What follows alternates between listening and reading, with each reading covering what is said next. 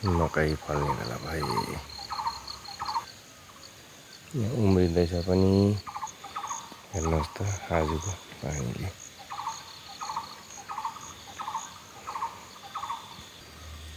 दामी छ मकै।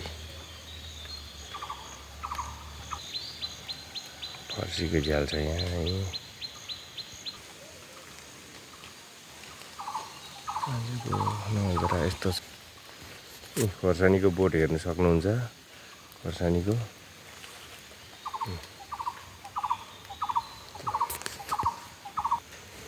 यस्तो छ डल्ले खोर्सानीहरू।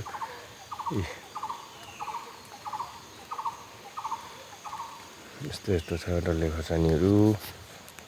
थाले यहाँ त फल्नु पनि थाले डल्ले खोर्सानी। फल्दैछ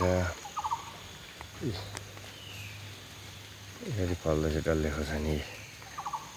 यसरी फल्दैछ। यता काँक्रा पनि फल्नु थालेछ है। हेर्नुहोस् है खोर्सानी बारी यस्तो छ है पुरै।